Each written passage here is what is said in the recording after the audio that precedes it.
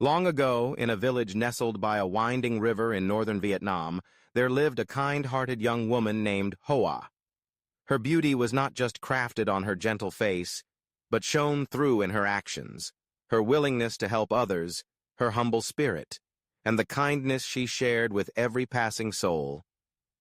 Hoa was beloved by everyone in her village, but her heart belonged to a simple woodcutter named Kien, whose earnestness and cheerfulness had won not only her affection, but the respect of everyone he met. Their love was pure and true, and soon their families agreed to their marriage. Beyond the celebrations, their lives together were filled with laughter, humble meals, and shared dreams under the light of fireflies.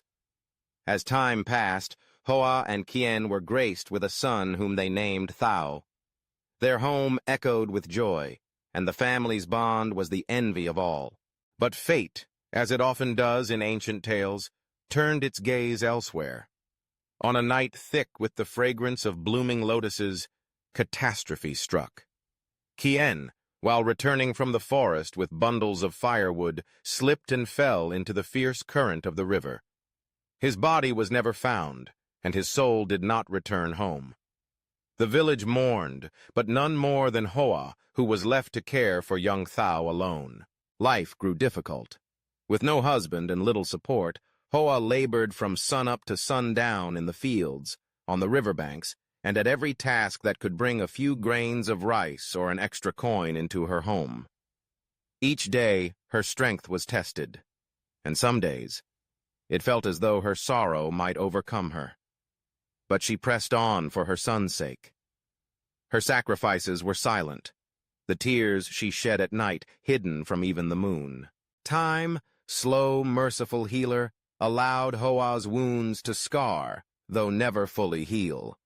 Thao, once a baby in her arms, grew tall and strong, inheriting his father's steadfastness and his mother's warmth. Life seemed to brighten once more. But then, calamity returned. When the harvest failed one year and a terrible famine swept through the land, Hoa fell gravely ill. With what little strength she had, she encouraged Thao to seek nourishment and to never abandon hope. She passed away holding his hand, her last words a blessing and a plea, to live kindly and bravely, no matter what life brought. Orphaned, Thao wandered through the village, scavenging scraps of food, his clothes tattered and his heart aching with grief. The people, once warm, had grown hardened by hunger themselves. There was little left to share, and little patience for a hungry boy who reminded them of their own losses. Hungry and cold, Thao often sat beneath a peculiar, ancient tree by the river, the one with a thick trunk, sprawling branches, and peculiar flaming red blossoms that never faded, even in the cruelest drought. One day, as Thao sobbed under the tree, longing for the comforts he had lost, a gentle breeze stirred the blossoms above. To his astonishment, the largest blossom trembled loose and floated to the ground before him. When Thao lifted it, he found nestled inside, not just vibrant petals, but a handful of golden rice grains. The boy, grateful and surprised, thanked the tree, ate his fill, and discovered that his hunger was magically sated. From that day forward, whenever he was hungry, a blossom would descend, each bearing food for that day. Slowly, villagers noticed Thao's transformation. His cheeks regained color, and he grew strong and serene. Intrigued by the mystery, they spied on him and discovered his secret, the tree's miraculous blossoms. At first, the villagers marveled, but envy and greed, powerful adversaries of kindness, began to fester. Some tried to shake the trunk to claim more blossoms, but the tree only grew taller and the flowers more elusive. The village elder, wise beyond his years, gathered all beneath the tree and reminded them this tree was not an ordinary plant, but a gift, an echo of Hoa's selflessness, her sacrifice for her child, her spirit woven into the very roots and branches. The legend began to take form, spreading to other villages, and all who heard it learned to honor the tree with reverence rather than possessiveness. As seasons cycled through sun and rain, the tree flourished, its blossoms unfurling each spring in a blazing display of red. like drops of blood or love or sacrifice against the blue sky. It became known as the Cây Gạo, the Bombax Tree, or the cotton tree. Its vibrant flowers signified resilience, motherly love, and the selfless spirit of those who care for others, even in their own suffering. Villagers began to seek the tree's shade not for food, but for comfort and reflection.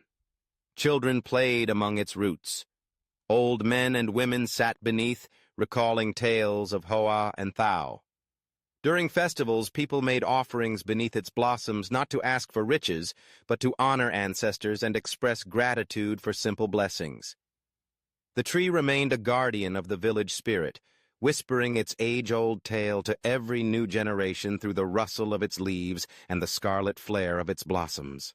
On moonlit nights, when the wind is gentle and the river hums its quiet song, the story is retold.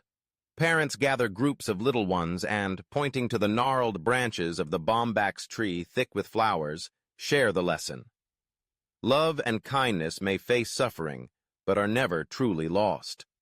Sometimes they take root and grow into something that shelters everyone, their beauty blooming each year for all to remember. Thus, the legend of the Cây Gạo, Vietnam's beloved silk cotton tree, lives on. It is said that in every corner of Vietnam where the tree rises high and bright, the spirit of devoted mothers, enduring children, and gentle hearts still lingers, watching over the land they once called home, reminding us all to cherish kindness, to hold family close, and to find hope even in the darkest seasons.